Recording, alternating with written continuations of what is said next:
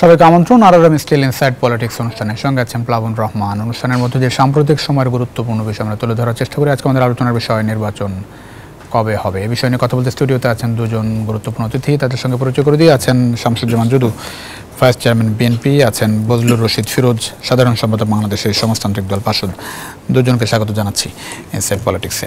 শামসুজ্জামান জুদু, নির্বাচন প্রসঙ্গে যাওয়ার আগে একটু গুরুত্বপূর্ণ বিষয় একটু আলোচনা শুরু করতে চাই। চলতি বছরটি বাংলাদেশের জন্য খুবই গুরুত্বপূর্ণ উল্লেখ করেছেন প্রধান উপদেষ্টা ডক্টর মোহাম্মদ ইউনূস, এবং তিনি বলেছেন যে কাউকে বিশৃঙ্খলা অরাজকতা সৃষ্টির সুযোগ দেওয়া যাবে না, যুদ্ধ পরিস্থিতির মতো সতর্ক থাকতে হবে তিনি বলেছেন। আইন শৃঙ্খলা বাহিনীকে, এজন্য পুলিশ ও আইন শৃঙ্খলা রক্ষাকারী বাহিনীকে দেশের আইন শৃঙ্খলা পরিস্থিতি নিবিড়ভাবে পর্যবেক্ষণের জন্য একটি কমান্ডো সেন্টার গঠনের নির্দেশ দেন। এমনি বাস্তবতা কেমন দেখছেন আইন শৃঙ্খলার? জি, আপনাকে ধন্যবাদ। আমাদের প্রধান উপদেষ্টা যেটা বলেছেন জি খুব অ্যালার্মিং। চারিধারের ঘটনার প্রেক্ষিতেই তিনি সম্ভবত এটা বলেছেন। নানামুখী ষড়যন্ত্রের মধ্যে আছে দেশ, এটা আমার ব্যক্তিগত মতামত। তার দায়ভাগ প্রতি সরকারের উপরে পুরোটা ছেড়ে দিলে চলবে না। মানুষের এই বড় ধরনের দেশে যে পরিবর্তন, মানুষের প্রত্যাশাটাও আমরা কতটা পূরণ করতে পেরেছি, কতটা তারা স্বাচ্ছন্দ্যে জীবনযাপন করছে, নিরাপত্তার সঙ্গে জীবনযাপন করছে, বাজারের অবস্থাটা কি, এসব মিলায়ে যদি আমি দেখি, সেই ক্ষেত্রে মানুষ যে প্রত্যাশা নিয়ে এই পরিবর্তনকে অভিনন্দিত করেছিল, রাস্তায় নেমে এসেছিল, কোনো কোনো ক্ষেত্রে তারা নিগৃহীত হয়েছে, জীবন দিয়েছে, শহীদ হয়েছে, তারা যদি এখন অতীত সরকারের আমলের যেসব অন্যায়, বিচার, সততা, নির্মমতা এগুলো দেখে, তাহলে তারা কষ্ট পাবে। কিন্তু তার সঙ্গে সঙ্গে এই কথাও সত্য, অতীত সরকারের লোকজন বসে নাই। তাদের প্রশাসন, তাদের আইন শৃঙ্খলা বাহিনীর সদস্য, যারা তাদের বন্ধুপ্রতিম, যারা লুটপাট করেছে, তারাও যে সব এই দেশ ছেড়ে চলে গেছে এমন না। অর্থগুলো হাতিয়ে নিয়েছে, দেশের বাইরে পুরা বড় অংশটাই গেছে, কিছু তো এদেশে এখনো আছে। অবৈধ অর্থ এবং অস্ত্র যে কোনো পরিস্থিতি সৃষ্টি করতে পারে। এই সরকার গত 6 মাসে অবৈধ অর্থ প্রথম দিকে একটু সম্ভাবনা দেখা দিয়েছিল যে ফেরত আনতে পারবে, কিন্তু সেটি এখন আর খুব বড় আলোচনায় নাই। অর্থের ব্যাপারটা যেমন এটা সত্য, ঠিক তেমনি অস্ত্রের ক্ষেত্রে আরো বড় প্রমাণ আছে। একটা অস্ত্র তারা উদ্ধার করতে পারে নাই। লিগাল, ইনলিগাল, অর্থাৎ বৈধ অবৈধ, তাদের তরুণ সমাজ, যুব সমাজ, শ্রমিকদের হাতে লাইসেন্সকৃত অস্ত্র তুলে দেওয়া হয়েছে, যাদের কোনো যোগ্যতা ছিল না ওই লঞ্চ মানে অস্ত্র পাওয়ার। এটা আমার অঞ্চলে আমি দেখেছি, এবং আমার অনেক ঘনিষ্ঠ এবং পরিচিত মানে আওয়ামী লীগ পন্থী রাজনীতি করে, তারা প্রকাশ্যে এই অস্ত্র নিয়ে ঘুরছে। যখন আমি জিজ্ঞাসা করছি, তারা আমার লাইসেন্স দেখাই দিছে, কোনো যোগ্যতা নেই, তারা ভালো ব্যবসায়ী না, প্রশাসনের সেই ধরনের মানে গুরুত্বপূর্ণ কেউ না, কিন্তু তাদের অস্ত্র আছে। তো এইরকম অস্ত্র কয়টি উদ্ধার করতে পেরেছে, অথবা তাদের লাইসেন্স বাতিল করা হয়েছে কিনা? তাহলে সরকারের বাহিনীর মধ্যে তাদের লোক, দলীয় ক্যাডারদের হাতের অস্ত্র এবং অবৈধ টাকা, তো মানে সময় তো অস্থির হতেই পারে। যেটি প্রধান উপদেষ্টা বলেছেন, সেটি আমি মনে করি আমাদের সতর্ক, সজাগ, যারা এই পরিবর্তনকে অভিনন্দিত করেছে, যারা এই পরিবর্তনের নির্যাস ধরে রাখতে চায়, আগামী দিনে গণতান্ত্রিক প্রেক্ষাপট রচনা করতে চায়, তাদেরকে অবশ্যই সতর্ক হতে হবে। অনেক ধন্যবাদ। বজলুর রশিদ ফিরোজ, একটু আরেকটি লাইন একটু কোট করতে চাই। বলেছেন যে ক্ষমতাচ্যুত স্বৈরশাসক শেখ হাসিনার ঘনিষ্ঠরা বিশৃঙ্খলা সৃষ্টির জন্য বিশাল অঙ্কের অর্থ ব্যয় করছে এবং মিথ্যা ও অপতথ্য ছড়াচ্ছে। প্রধান উপদেষ্টা বলেছেন দেশবাসীকে অপপ্রচারের বিরুদ্ধে সতর্ক থাকার আহ্বান জানিয়েছেন, এবং বলেছেন যে সবাইকে এই অপপ্রচারের বিরুদ্ধে লড়াই করতে হবে। ধন্যবাদ। এখন যে বাস্তবতা দেখছেন, ধরেন তিতুমির কলেজকে বিশ্ববিদ্যালয় করার আকাঙ্ক্ষা নিয়ে একরকম আন্দোলন চলছে, এবং এখন অনড় অবস্থানে দেখছি আজকেও কিন্তু মানুষ অবর্ণনীয় কষ্ট ভোগ করেছে। যাত্রীরা যারাই পথে নেমেছে, রেল অবরোধ, সড়ক পথের অবস্থা খারাপ, এভাবে আসলে চলতে পারে কিনা? ধন্যবাদ। সরকার বা কি করবে আপনাকে এবং সহ আলোচক দুদু ভাই। এবং যারা শুনছেন তাদের সবাইকে ধন্যবাদ জানাচ্ছি। যে কথাটি বলছেন প্রধান উপদেষ্টা আজকে 6 মাস পরে এসে, এটা শুরু থেকেই যখন গণ অভ্যুত্থানের পরে 3 দিন তো সরকার ছিল না কোনো, 8 তারিখে অন্তর্বর্তীকালীন সরকার দায়িত্ব নেওয়ার পর থেকে আমরা বারেবারেই যে কথাটি বলে আসছি যে দিকে মনোযোগ দেওয়া দরকার ছিল সরকারের, সেই দিকে মনোযোগটা না দিয়ে এই অন্তর্বর্তীকালীন সরকার অন্য অনেক বিষয়ে যেগুলো এই মুহূর্তের জন্য প্রয়োজনীয় ছিল না। কারণ এটা স্বাভাবিক, যাকে আমি পরাজিত করব সেই পরাজিত শক্তি আবার সবল দেওয়ার জন্যে সে তো তার সমস্ত দিক থেকেই সে আবার অধিক শক্তি নিয়ে, পরাজিত শক্তি আগের তুলনায় 10 গুণ শক্তি নিয়ে তারা এখানে আবার প্রতি আক্রমণ সেটা করবে। এটা আমরা যারা সমাজবিজ্ঞানের ছাত্র তারা এটা জানি, যারা রাষ্ট্রবিজ্ঞানের ছাত্র, তাহলে সেই জন্য তার জন্যে তারা করবে তার জন্য আমার প্রস্তুতি কী, আমাদের সতর্কতামূলক মানে কি পদ্ধতি আমরা অবলম্বন করলাম, কি কর্মসূচি আমরা হাতে নিলাম, সেই দিকে আমার মনে হয় যে অন্তর্বর্তীকালীন সরকার একদম ফেল করছে, এক্ষেত্রে ব্যর্থতার পরিচয় দিয়েছে। যে কারণে আপনি দেখছেন যে এই পরিস্থিতি দেখেন, আওয়ামী লীগ পতিত স্বৈরাচারী সরকারের দল গত 1 তারিখ থেকে 18 তারিখ পর্যন্ত তারা কর্মসূচি ঘোষণা করছে এবং ঢাকা শহর, রাজধানী ঢাকা শহর সহ সারা দেশে বিভিন্ন জায়গায় তারা কম বেশি ছোট আকারে তারা মিছিল, মিটিং, মানববন্ধন, লিফলেট বিলি ইত্যাদি কর্মসূচি এখানে পালন করছে। তাদেরকে ধরার ক্ষেত্রে আমাদের আইনশৃঙ্খলা পরিস্থিতি বাহিনী এবং আমাদের যৌথ বাহিনী যারা সামরিক বাহিনীর রাস্তায় আছে তারা কিছু করতে পারে না।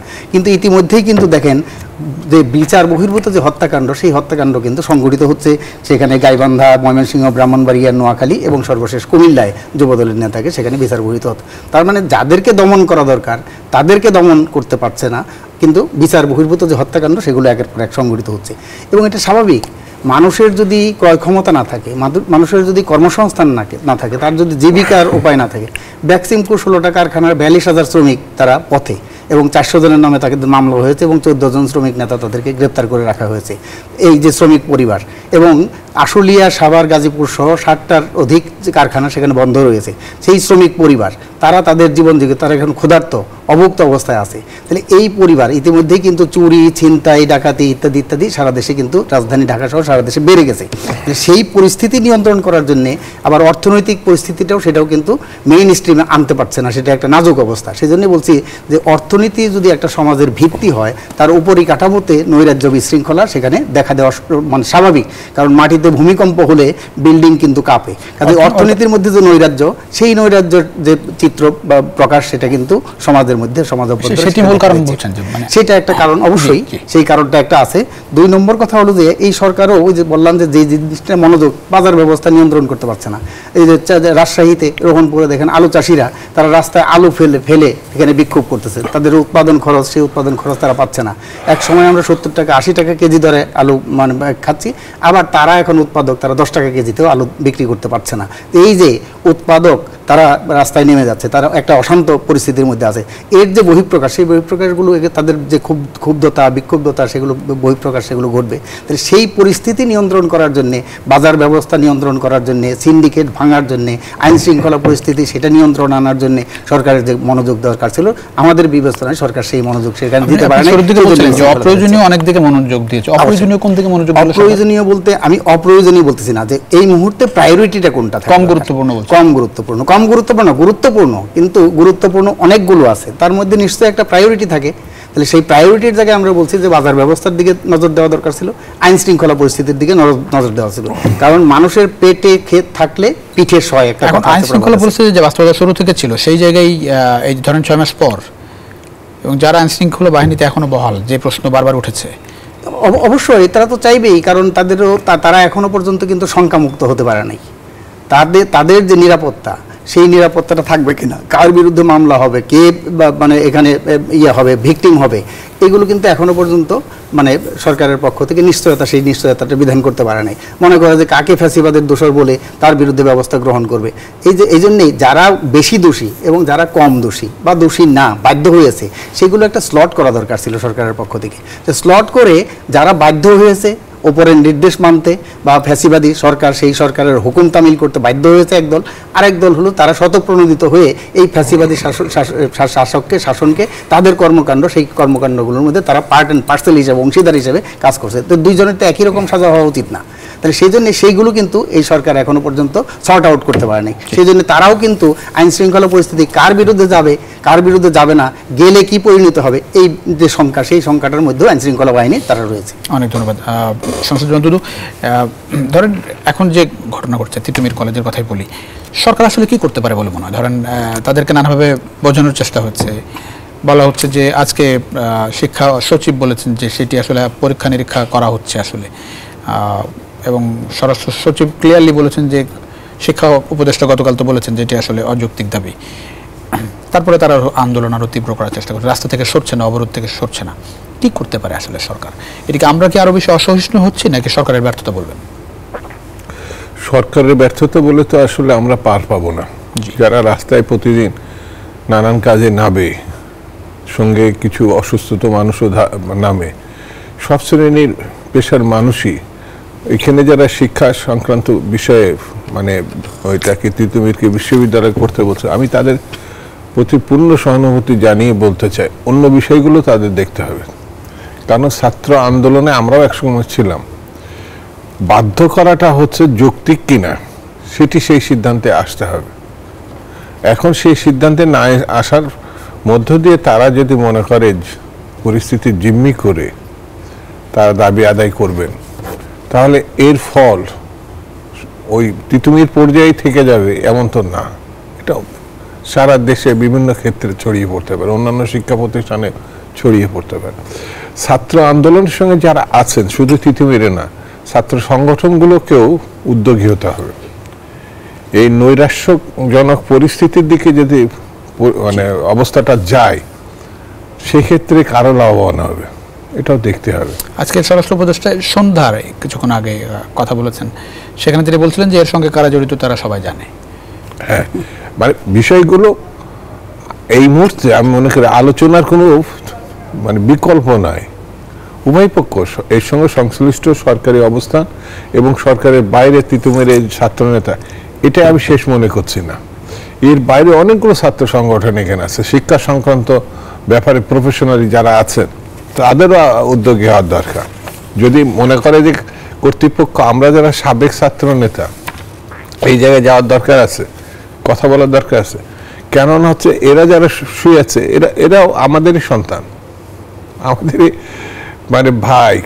তো এরাও এই জায়গায় যে অবর্ণনীয় কষ্ট করছে এবং কেউ কেউ বোধহয় ইতিমধ্যে হাসপাতালে ট্রান্সফার করতে হয়েছে। তো একটা ইউনিভার্সিটি বললাম হয়ে গেল, এটা বোধহয় ওই রকম ঘটনা না।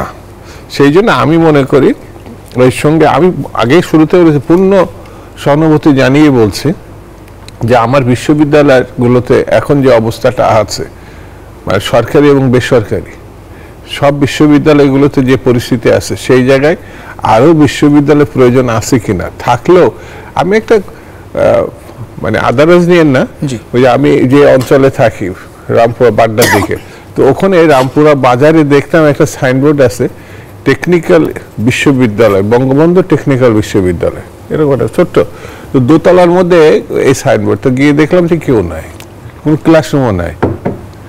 তা আমি তাদের জিজ্ঞাসা করছিলাম, এটা অনেক আগের কথা বলছি, তো এটা ভাই কি বিশ্ববিদ্যালয় লিখে রাখছেন? বলে ভাই আমরা সার্টিফিকেট প্রয়োজন হলে এখান থেকে করে দিই। আমার সার্টিফিকেট দেবেন কেন, আপনার কি যোগ্যতা আছে? মানে এটা ইয়ে করি, মানে সে খুব সততার সঙ্গে, হয়তো সে আমার চেনে নাই বা এটা বোঝে না, এটা আপনার যদি দরকার হয় বলে ফেলছে। ঘটনাটা হচ্ছে শিক্ষা যদি এই ক্ষেত্রে থাকে, এর যদি সরকারি হস্তক্ষেপ না থাকে, বিষয়গুলো মানে সার্টিফিকেট বিক্রি করে শিক্ষা কোন পর্যায়ে নিয়ে যাচ্ছে। তা আমি তিতুমিরকে ওই পর্যায়ে নিচ্ছি না। এই যে ধরেন মানে দাবি করে বিশ্ববিদ্যালয় করা, সেইটি কি শিক্ষাঙ্গনের সঙ্গে যায় কিনা? এটা কি সরকার বিচার বিবেচনা করে বিশ্ববিদ্যালয় কোনোদিন যায় না।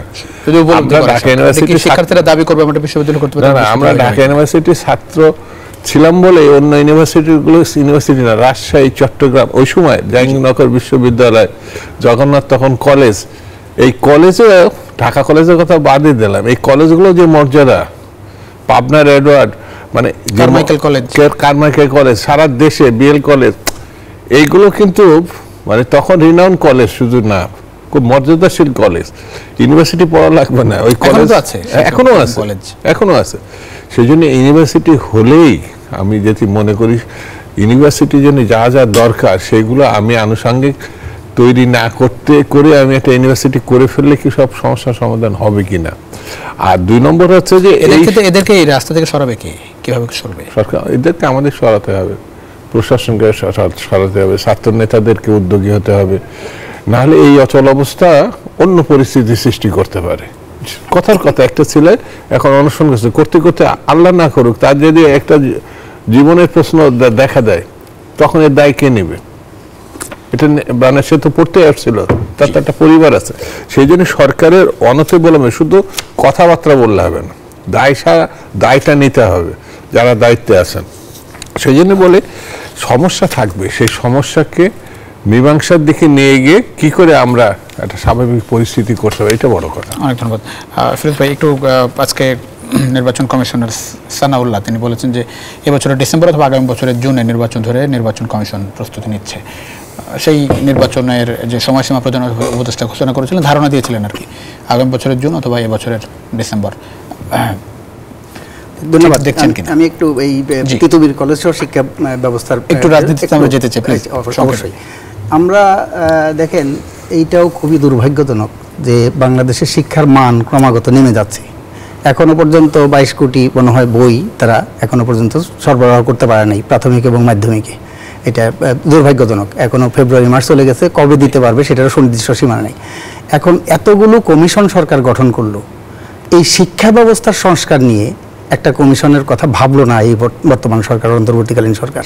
যেমন বললাম যে অনেকগুলো কমিশন, 11টা কমিশন করেছে, তো এই শিক্ষা ব্যবস্থা সবচেয়ে গুরুত্বপূর্ণ বিষয়, সেই ব্যাপারে কোনো কমিশন গঠন করলো না। এবং শিক্ষার মান ক্রমাগত কেন নেমে যাচ্ছে, শিক্ষা ব্যবস্থাটা কেমন হওয়া দরকার, শিক্ষাঙ্গনের পরিস্থিতি কেমন হওয়া দরকার, সেগুলো নিয়ে সবার মতামত নেওয়া দরকার ছিল। আর শামসুভাই দুদুভাইয়ের সাথে আমি একটু বলি যে আমরা কিন্তু আমাদের সংগঠন, আমি তো ছাত্র সংগঠন করতাম, সমাজতান্ত্রিক ছাত্রভবন ডাকসুর মেম্বার ছিলাম, এখানে আবার এখন পার্টি করছি। আমাদের পার্টি এবং আমাদের ছাত্র সংগঠন সমাজতান্ত্রিক ছাত্রফ্রন্টের পক্ষ থেকে আমরা অনেক আগে থেকেই বলছিলাম যে প্রত্যেকটা জেলায় একটা করে বিশ্ববিদ্যালয়, জেলার যে প্রধান বিশ্ববিদ্যালয়গুলো আছে সেগুলো বিশ্ববিদ্যালয়।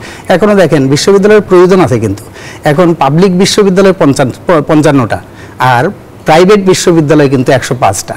তার মানে বিশ্ববিদ্যালয়ে যদি ওগুলো না প্রয়োজন হতো, না চলতো, তাহলে কিন্তু প্রাইভেট বিশ্ববিদ্যালয় হতো না। তার মানে পাবলিক বিশ্ববিদ্যালয়ের প্রয়োজন আছে। তাহলে সেই বিশ্ববিদ্যালয়গুলো কিভাবে করব, অবকাঠামো কিভাবে নির্ভর করব, কারিকুলাম, শিক্ষা ব্যবস্থা, শিক্ষার মান কিভাবে এটা উন্নত করব, তার জন্য যে মনোযোগ, সেটা গবেষণা ইত্যাদি ইত্যাদি যে মনোযোগ, সেই মনোযোগ দেওয়া দরকার, সেটা দেওয়া হয় নাই। এটা একটা দিক। তো সেই জন্যই সরকারকে মনোযোগ দিতে হবে। তিতুমির কলেজ সহ 7 কলেজের যে আন্দোলন চলতেছে, এটা অনেকেই কেন 7 কলেজকে জাতীয় বিশ্ববিদ্যালয় থেকে ঢাকা বিশ্ববিদ্যালয়ে অধিভুক্ত করা হলো, তার ব্যাখ্যাটা কি? আবার এখন হঠাৎ করে এই এখন কে দেবে? না, গভর্নমেন্ট দেবে। এখন এই যে সরকার, এখন আবার ঢাকা বিশ্ববিদ্যালয় হঠাৎ করে কারোর সাথে, সেটা তো এই সরকার বলেছে যে গত সরকার যে এই সরকারের গত সরকার যে করেছে, না এটি রাজনৈতিক উদ্দেশ্যে, যদি রাজনৈতিক উদ্দেশ্য করে থাকে, এখন যে বিশ্ববিদ্যালয় ঢাকা বিশ্ববিদ্যালয়, শিক্ষা উপদেষ্টা বলছে উনি জানেন না, ঢাকা বিশ্ববিদ্যালয় সিদ্ধান্ত নিয়ে নিল 7 কলেজ থেকে বের করে দিতে, মানে বাদ দিয়ে দিল যে তারা থাকবে না, অধিভুক্ত থাকবে না, ওরা আন্দোলন করে। তার মানে এই দেখেন কোনো সমন্বয় নাই, কিন্তু সমন্বয় থাকবে। যদিও ঢাকা বিশ্ববিদ্যালয় 73 অধ্যাদেশ অনুযায়ী স্বায়ত্তশাসিত প্রতিষ্ঠান, তারা নিতে পারে, কিন্তু সরকারের সাথে একটা যোগসূত্র তো থাকবে। 7 কলেজকে আলাদা করার পরে সেই 7 কলেজের মধ্যে তিতুমির কলেজ তো আছে, সেই দাবির পরে আবার এখন তিতুমির কলেজ বলতেছে আমাকে।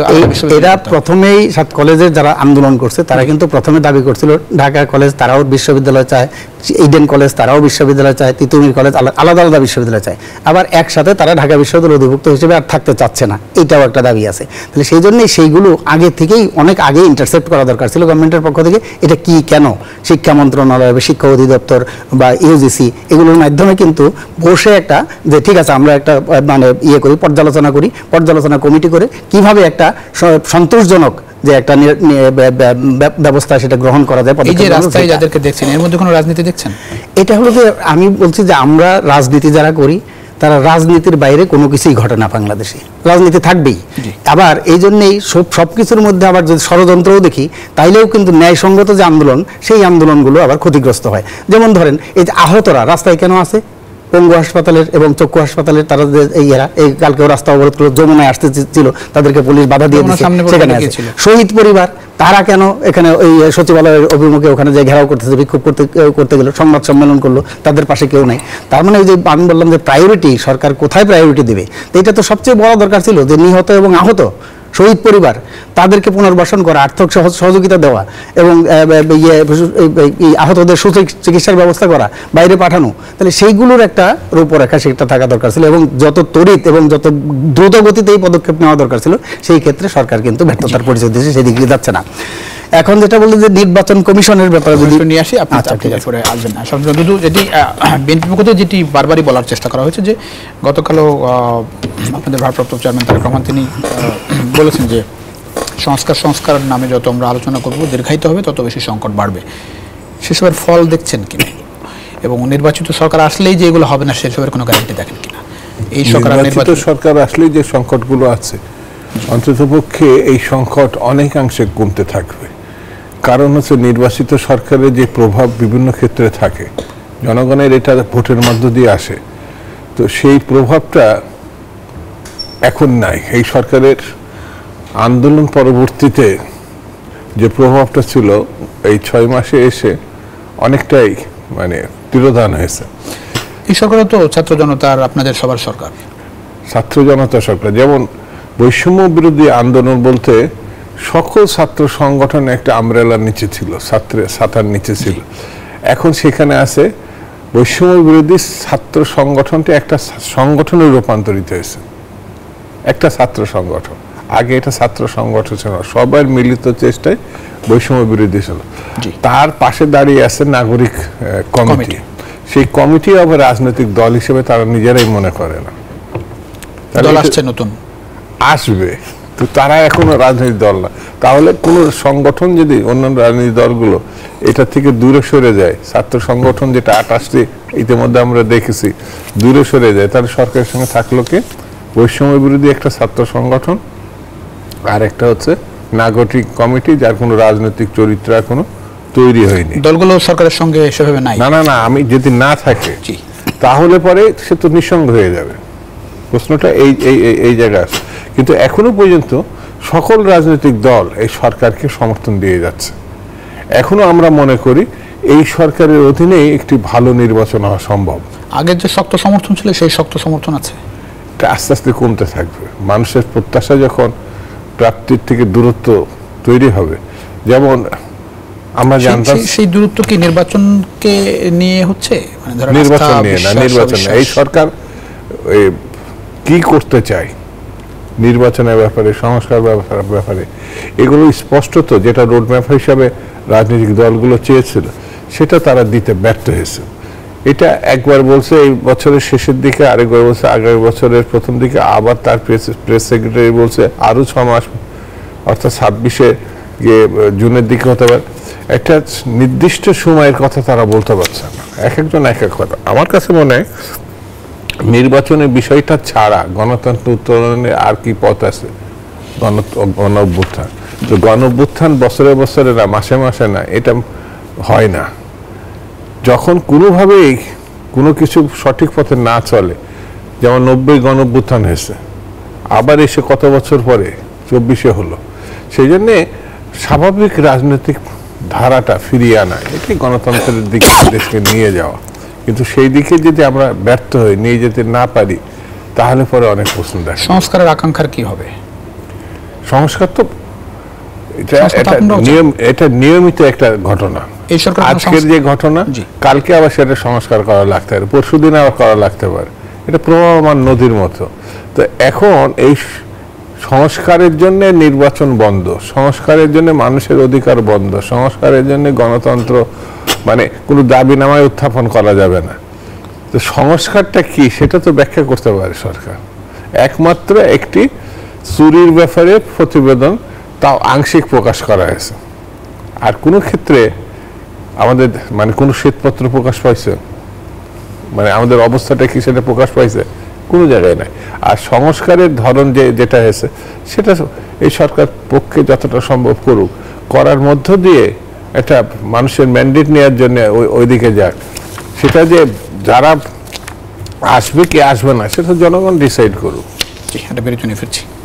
দর্শক, ছোট্ট একটা বিরতিতে যাচ্ছি। আর আমি স্টিল ইনসাইড পলিটিক্সে কিছুক্ষণের মধ্যে ফিরছি, আশা করি সঙ্গে পাচ্ছি আপনাদের বিরতির পর।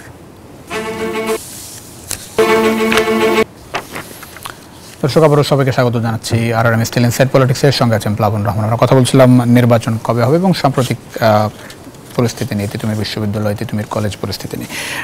আমাদের সঙ্গে আছেন সামসুদ্দিন দুদু, আছেন বজলুর রশিদ, ফিরোজ ভাই, আমি বিরোধের আগে প্রশ্ন রেখেছিলাম একটি, যে নির্বাচন কমিশন আসলে সরকারের যে ঘোষিত সময়সীমা, প্রধান উপদেষ্টা যে একরকম ধারণা দিয়েছিলেন, সেই সময়সীমার মধ্যে তারা নির্বাচনের প্রস্তুতি নিচ্ছে, এর বাইরে কিছু দেখেন কিনা? ধন্যবাদ। এখন একটা জিনিস তো ঠিক, কারণ এই যে পরিস্থিতি চলছে এবং একটা অভ্যুত্থান হলো, জি, একটা অন্তর্বর্তীকালীন সরকার গঠিত হয়েছে, এর পরিসমাপ্তিটা কিসের মধ্যে দিয়ে হবে? এর পরিণতিটা তো লাভ করবে নির্বাচনের মধ্য দিয়ে একটা জনপ্রতিনিধিদের কাছে ক্ষমতা হস্তান্তর। সেটা কবে হবে, কেমনে হবে, কতদিনে হবে, সেটা তো একটা বিষয়। রাজনৈতিক দলগুলোর পক্ষ থেকে তো সবসময় বলে আসছে যে গত 16 বছর ধরে তো আমরা একটা গণতন্ত্রের জন্য, ভোটাধিকারের জন্য লড়াই করেছি, একটা সুষ্ঠু, অবাধ, গ্রহণযোগ্য, অংশগ্রহণমূলক নির্বাচনের জন্য।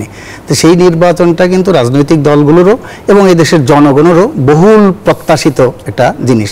কাজে সেটা কবে হবে সেটার একটা সুনির্দিষ্ট দিন ঘন্টা আমরা সবসময় বলে আসছি যে কয়দিন লাগবে, 3 মাস লাগুক, 6 মাস লাগুক, কারণ আগে তো তত্ত্বাবধায়ক সরকার 3 মাসের মধ্যে একটা সুষ্ঠু নির্বাচন করতে পারছে।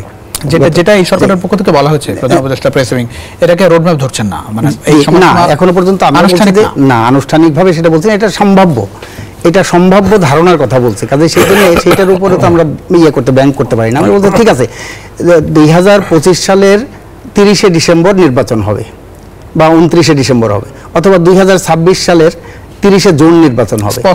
স্পষ্ট একটা তারিখ দিয়ে তাইলে রুটম্যাপ একটা ঘোষণা করলে তাইলেই মানুষ কিন্তু আশ্বস্ত হতে পারবে। তা না হলে কিন্তু এই যে ধরনের অস্থিরতাগুলো হচ্ছে, এগুলো কিন্তু ম্যানিফেস্টো। এখন ধরেন এই সরকার যদি ভালো করতে পারতো জনগণের যে সমস্যাগুলো, তাহলে কিন্তু জনগণই, রাজনৈতিক দলগুলো এই যে নির্বাচন চায়, ক্ষমতায় যেতে চায়, এই কথাটা কিন্তু জনগণই বলতো আপনারা নির্বাচন চাচ্ছেন কেন, সরকার তো ভালোই চলতেছে, আর কিছুদিন সময় দেন এই সরকারকে, সংস্কার ইত্যাদি করুক। কিন্তু সরকার তো সেটা পাচ্ছে না, কারণ এটা রাজনৈতিক সরকার না, তাদের অন্য কোনো ব্যাকিং নাই, রাজনৈতিক দলগুলোর সমর্থন এবং জনগণের ম্যান্ডেট, এটা ছাড়া তাদের অন্য কিছু নাই, সমর্থন ছাড়া তার মানে নেটওয়ার্ক নাই, কেন্দ্র থেকে প্রান্ত পর্যন্ত তার কোনো সেন্ট্রাল কমান্ড নাই, কারণ আইন শৃঙ্খলা বাহিনীর উপরেও নাই, প্রশাসনের উপরেও নাই। তার প্রতিফলন কিন্তু আমরা দেখছি। বিরোধীরা আলাপ করছিলাম যে এই সরকার ধরেন 6 মাসে মানে আস্থা বিশ্বাস, বা আপনি যেটি বলছিলেন যে সরকার যদি ভালো চালাতে পারতো তাহলে আসলে মানুষই বলতো এখন এই নির্বাচন কেন, সরকার তাহলে মানে কেন পারছে না বলে মনে করেন? আমি তো বললাম যে এই সরকার তো একটা, ধরেন এটা প্রধান উপদেষ্টার যে সাক্ষাৎকার নিউজের নুরুল কবির সাহেবের সাথে, সেখানে কিন্তু স্পষ্ট বলছে, সে বলছে যে অনেক জায়গার থেকে আমরা আসছি, সবাই একই রকম মত আমরা পোষণ করি না, ভিন্ন ভিন্ন মত আছে, সবগুলো নিয়েই কিন্তু অ্যাকোমোডেট করতে হচ্ছে। এবং তার তো প্রতিফলন আমরা দেখছি যে এই উপদেষ্টাদের মধ্যেও নিজেদের কথার মধ্যে কোনো সমন্বয় নাই, সমন্বয়হীনতা আছে। তো যার রিফ্লেকশন কিন্তু তার সরকারের মধ্যে, সরকারের যে কাজকর্ম, সেই কাজকর্মের মধ্যে পড়বে। সেই জন্য আমরা বলছি যে একটা কথা, যে দুদু ভাইকে প্রশ্ন করছিলেন যে রাজনৈতিক দলগুলোর সাথে সরকারের কি দূরত্ব তৈরি হচ্ছে, সেই প্রশ্নে আমরা বলতে চাই রাজনৈতিক দলগুলো কিন্তু তাকে সমর্থন দিয়েছিল এই সরকারকে, অন্তর্বর্তীকালীন সরকারকে, এবং সরকারই কিন্তু এই দূরত্বটা ক্রমাগত তৈরি করছে। কারণ রাজনৈতিক দলগুলোর সাথে ইন ডেপথে যে আলোচনা করা, দেশের পরিস্থিতি, বাজার পরিস্থিতি, রাজনৈতিক পরিস্থিতি, নির্বাচন, আইন শৃঙ্খলা পরিস্থিতি, প্রতিনিয়ত রাজনৈতিক দলগুলোকে আস্থায় নিয়ে তাদের সাথে যে ক্রমাগত আলোচনা করে একটা পথ বের করা, সেই পথটা কিন্তু এই অন্তর্বর্তীকালীন সরকার দেখায় নাই, সেটা করে নাই, সেইটা হলে অনেকটা উন্নতি হতো বলে মন্তব্য করতো। এই সরকারকে একা দায় দিত না, রাজনৈতিক দলগুলোর সেখানে দায়বদ্ধতা থাকতো, সেটা করে নাই। দুদু ভাই, এইটি কি একটি বড় অন্তরায় বলে মনে করেন? এই যে ধরেন সরকারের সঙ্গে দলগুলোর বোঝাপড়া, আস্থা বিশ্বাসের জায়গাটা, আলোচনায় ঘাটতি দেখেন? আলোচনা নিশ্চয়ই ঘাটতি আছে। আলোচনা তৈরি হয়েছে বিভিন্ন রাজনৈতিক দলের সমর্থনে, ছাত্র জনতার আন্দোলনে। তো ছাত্র জনতার পক্ষ তারা নিতে কতটুকু বেশি জানেন, সরকার ইতিমধ্যে অন্যান্য রাজনৈতিক দলের প্রতিদ্বন্দ্বী হওয়ার মতো একটা ইঙ্গিত ডক্টর ইউনূস একটা বিদেশি পত্রিকার সাক্ষাৎকারের মধ্য দিয়ে প্রকাশ করেছেন। সেটা হচ্ছে ছাত্ররা তাদের আকাঙ্ক্ষিত, লক্ষণীয়, তিনি যেমন দাবি করেছেন ছাত্ররা তার ক্ষমতায় বসিয়েছে, নট জনতা না, কিন্তু তিনি মনে করেন ছাত্রদের সরকার আছে, যে কারণে ছাত্ররা একটি সরকার, ছাত্র জনতা না কিন্তু। তো সেই কারণেই তিনি তাদের দলের প্রচ্ছন্ন সমর্থন দিয়েছেন, এগিয়ে যাওয়ার জন্যই বলেছেন। সেই ক্ষেত্রে আমার মনে হয়েছে যে তিনি যখন একটা পক্ষ নিয়েছেন, রাজনৈতিক দল গঠন করতে পারে, ছাত্ররা না। তিনিও একবার তো উদ্যোগ নিয়েছিলেন 1/11-এর পরে, এটা সফল হয় নাই, পরে তিনি এখান থেকে ক্ষান্ত দিয়েছিলেন। এখন তিনি আবার কিন্তু উদ্যোগ নিতে পারেন, এই সাহস দেখাতে হবে। কিন্তু আমাদের দেশে অনেকগুলো রাজনৈতিক দল আছে, কোনোটা ছোট কোনোটা বড়, কিন্তু সুনির্দিষ্ট আদর্শের ভিত্তিতে তারা জীবনকে উৎসর্গ করছে, রাজনীতিতে থেকে গেছে। তো উনি রাজনৈতিক সরকার মানে থাকবে কি থাকবে না সেটা বড় কথা না, রাজনৈতিক দল গঠনের মানে ইঙ্গিত এবং সমর্থন এবং সহযোগিতা করেন তিনি উদ্যোগ নিয়েছেন। উনি নিজে স্পষ্ট করেছেন ওনার তো রাজনীতিতে আগ্রহ নেই, সেটা তিনি বলেছেন। ছাত্রদের দল নেই তিনি। এইসব কথা বেশি দূর আলোচনা করার দরকার। আগ্রহ আছে কি আছে না আরো একটু পিছনে গেলে আপনি বলবেন 1/11-এর ভিতরে উনি রাজনৈতিক দলও গঠন করেছিলেন, 27 দিনের মাথায় এটা বিলুপ্ত করেছিলেন। তো এইসব কথাগুলো কিন্তু এখন আছে। আগ্রহ না থাকলে এইবার আগেও ওনাকে উপদেষ্টা করতে চাইছিল 1/11-এর পরে, তখন উনি জানতে চেয়েছিলেন কতদিনের ভিতরে তার কাজ করতে দিবে। তো যখন শুনেছিলেন যে এটা 3 মাসের মধ্যে ইলেকশন করে যেতে হবে, তিনি ওই পথে মানাননি, বলে আমি হব না। মিনিমাম যদি তখন যদি জানা যেত যে 2 বছর বা 3 বছর, তাহলে বোধহয় হতেন। এখন তিনি এইবার এসে কিন্তু আগ্রহ প্রকাশ করছেন এবং শপথ নিয়েছেন। আমার কাছে, আমি তাকে সমালোচনা করছি না, রাজনৈতিক ব্যাপারটা রাজনৈতিকভাবে নিতে হবে। মূল কাজটা কি সেগুলো আপনাকে সর্ট আউট করতে হবে, যেটা ফিরোজ সাহেবও বললেন। এখন তিনি কি চান, ইলেকশন করবেন না, এটা স্পষ্ট করে বলবেন এতদিন পরে হবে বা আমি এখন এই কাজগুলোই মুখ্য মনে করছি। তখন রাজনৈতিক দলগুলো তাদের মতো করে চিন্তা করবে এবং তারা তাদের মতো রাস্তায় হাঁটবে। এটা খুব পরিষ্কার। কিন্তু তিনিও স্পষ্ট করছেন না, যে কারণে আমরা কিন্তু এখনো তার প্রতি সমর্থন প্রত্যাহার করি না। আমরা মনে করি সময়সীমা আমাদের সামনে, ধরেন একরকম ধারণা সামনে, সেটিতে আপনারা আশ্বস্ত হতে পারছেন না। না, আমরা এখনো মনে করি তার দিয়ে একটু ভালো কাজ করা সম্ভব। কিন্তু এই যে সময়সীমা স্পষ্ট করেনি তো। ডিসেম্বরের 16 তারিখে বিজয় দিবস, বিজেতাদের একদিন আগে বা পরে নির্বাচন হবে বলতে পারতেন।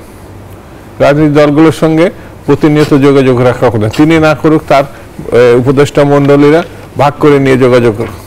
এখন রাজনৈতিক দলগুলো কি মনে করছে, তারা কি মনে করছে একটা বিষয় নিয়ে, তারা কিন্তু ওই 20 জনকে একসঙ্গে ডেকে নিয়েছে যারা জাতীয় নেতা হিসেবে পরিচিত, তারা বহু আন্দোলন সংগ্রামে ছিলেন। কারোর সঙ্গে দেখা গেল আধা ঘন্টা মানে একটা ডিটেলসে যাবে, তো ওই কথাটাও হয়নি আমি যতটা শুনেছি। তো স্বাভাবিক কারণে কিছুটা দূরত্ব তৈরি হয়েছে। সেই দূরত্বটা একটা সরকারকে এগিয়ে যাওয়ার জন্য ভালো কিছু বহন করে আনে না। আরেকটা বিরতির সময় হয়েছে, বিরতির পরে এসে আলোচনা যাচ্ছি আমরা। দর্শক, ছোট্ট একটা বিরতিতে যাচ্ছি, আবারও ফিরছি কিছুক্ষণের মধ্যে, আশা করি আপনাদের সঙ্গে পাচ্ছি বিরতির পর। দর্শক, আবারও স্বাগত RRM স্টিল ইনসাইড পলিটিক্সের সঙ্গে আছেন প্লাবন রহমান। আমরা কথা বলছিলাম নির্বাচন বিষয়ে, সঙ্গে আছেন শামসুজ্জামান দুদু, আছেন বজলুর রশিদ ফিরোজ। নির্বাচন তাহলে কবে দেখছেন? আমরা মনে করি যে এই অন্তর্বর্তীকালীন সরকার তারা তাদের নিরপেক্ষতাটা বজায় রেখে একটা সুষ্ঠু, অবাধ, গ্রহণযোগ্য নির্বাচন করবে, এটা আমরা মনে করি। আমাদের দলের পক্ষ থেকে রাজনৈতিক দলগুলো নিশ্চয়ই তাই চায় এবং জনগণও সেটা প্রত্যাশা করে। কিন্তু ইতিমধ্যেই দুদু ভাই যেটা আগে বললেন যে সরকার ইতিমধ্যেই কিন্তু জনগণের সামনে একটা প্রশ্নবোধক চিহ্ন সেটা দেখা দিয়েছে। কারণ একটা নির্দিষ্ট নতুন যে দল করবে, নতুন দল করতেই পারে, যে কোনো বাংলাদেশের নাগরিক যে কোনো দল করতে পারে, সেটা কোনো বাধা নাই।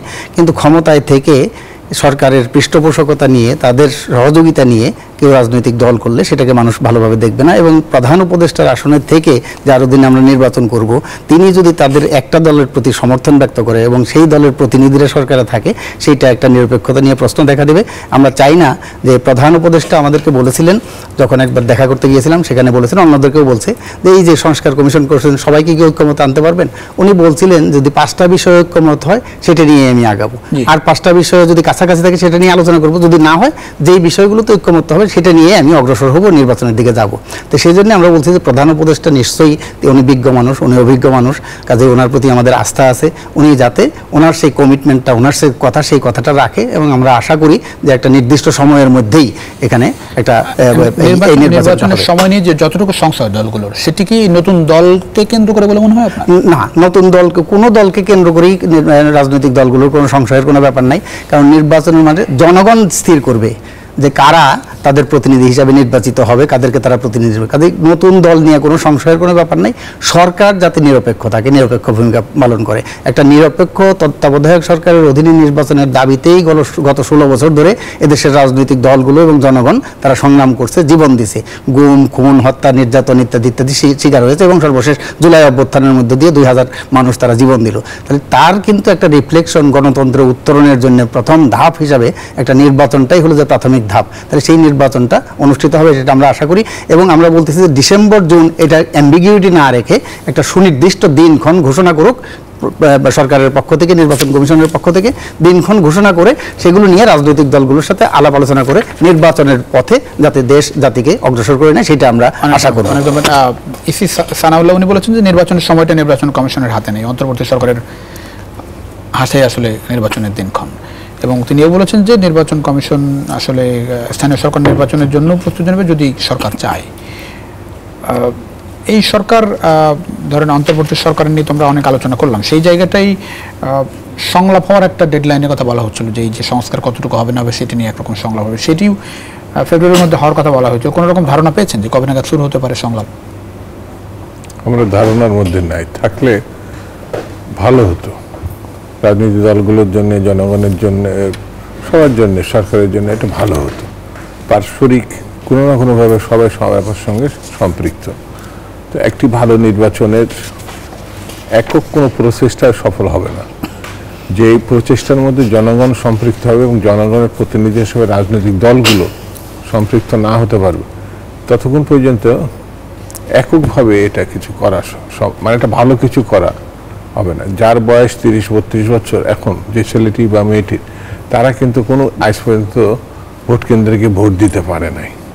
এই ভোট দিতে না পারাটাই কিন্তু অন্যতম ফ্যাসিবাদ বা স্বৈরতন্ত্র প্রতিষ্ঠার অন্যতম দিক। যদি আজকে যে শেখ হাসিনা, আওয়ামী লীগ বা তাদের দলীয় নেতাকর্মীরা যে পরিণতি ভোগ করছে, এটা যদি স্বাভাবিক একটি প্রক্রিয়ার মধ্যে থাকতো, অর্থাৎ ভোট দিতে পারত, তাহলে হয় এই সরকারের বিরোধী দলে যেত অথবা তারা সরকার গঠন করত, এইভাবে পালিয়ে যাওয়া লাগতো না।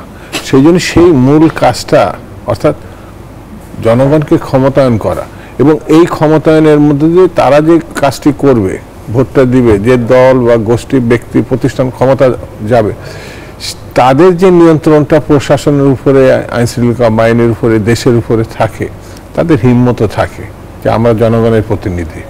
এবং জবাবদিহিতার একটা ব্যাপার আছে। 5 বছর কাজ করার মধ্যে খারাপ কাজ করলে কিন্তু সে কিন্তু জানবে আবার গিয়ে ওই জনগণের সামনে দাঁড়াতে হবে। এখন কি সরকারের জবাবদিহিতা কম বা নেই? জবাবদিহিতা থাকলে তো এই পরিস্থিতি হতো না। এখন যে জিনিসটা আছে না, এই পরিস্থিতি হতো, এটা ভাবার কোনো কারণ নাই। তারা মনে করে, এই যেমন আমাদের ডক্টর ইউনূস স্পষ্ট করে, তিনি একটু সরলতার মধ্যে থাকেন, স্পষ্ট করে বলেছে এই সরকার আছে ছাত্রদের সরকার, ছাত্ররা আমার এখানে বসিয়েছে। তো টোটাল জনগোষ্ঠীর ছাত্র কত %? তো এই বিবেচনায় নিলে এই সরকার এমনি বিচ্ছিন্ন হয়ে যাবে। এটা ছাত্র জনতার শব্দ উচ্চারণ করলো দেশবাসী চলে আসে, রাজনৈতিক দলগুলো চলে আসে। ভাই সব বিষয় মাথায় রেখে ধরেন রাজনৈতিক বাস্তবতা, এই সরকারের যে অবস্থা, যতটুকু বিশৃঙ্খল অবস্থা চলছে, নির্বাচন আপনি আসলে কবে দেখছেন? এটা সরকার, আমি মনে করি সরকারি নিয়ামক ভূমিকা পালন করবে। সরকার ঘোষণা করবে অথবা সময় সরকারকে দিয়ে ঘোষণা করাবে। সরকার ঘোষণা করবে, না হলে সময় সরকারকে দিয়ে ঘোষণা করবে। সরকার না করলে পরে আর এই দেশে কিছু হবে না, এটা ভাবার কোনো কারণ নেই। থেকে 2-3টি কথা এসেছে, সেটি হচ্ছে যে আন্দোলনে যাবে বিএনপি নির্বাচনের দাবিতে, পাশাপাশি যদি রাজপথে নেমে নির্বাচন আদায় করতে, সেটি হবে দুঃখজনক। টেবিলে বসে আলোচনা করা যায়, রাজপথেও আলোচনা করা যায়। যদি রাজনৈতিক অবস্থা গণতান্ত্রিক হতো, তাহলে রাজপথে সরকারের পতন ঘটানোর দরকার ছিল না। আর যদি সেটা সম্ভব যখন হয় না, তখন একটা রাজনৈতিক দল তার অধিকার প্রতিষ্ঠার জন্য জনগণের পক্ষ নিয়ে সে তখন একটি জনমত গড়ে তোলার চেষ্টা করবে। সেই চেষ্টা কিন্তু এখনো কোনো রাজনৈতিক দল উদ্যোগ হয়ে মাঠে নামে নাই। এখন সরকার যদি রাজনৈতিক দলগুলোকে রাজনীতির মাঠে নামায়, এটা রাজনৈতিক দল না, কিন্তু সরকার এবং পরিস্থিতি তাদের বাধ্য করে, অবশ্যই নামবে। ঘরে বসে থাকার তো তখন কোনো কারণ নাই। অর্থাৎ সরকার কি চায় তার উপরেই কিন্তু রাজনৈতিক দলগুলো রিয়্যাক্ট করবে। জি, অনেক ধন্যবাদ শামসুজ্জামান দুদু, বদরুল রশিদ ফরিদ দুজনকেই। দর্শক, আমরা আশা করি যে আলাপ আলোচনার মাধ্যমে সরকার সব সমস্যার সমাধান করুক। আশা করি তার মাধ্যমে একটি সুস্থ গ্রহণযোগ্য নির্বাচন বাংলাদেশ ভালো থাকবে। অনেক ধন্যবাদ এতক্ষণ আমাদের সঙ্গে থাকার জন্য।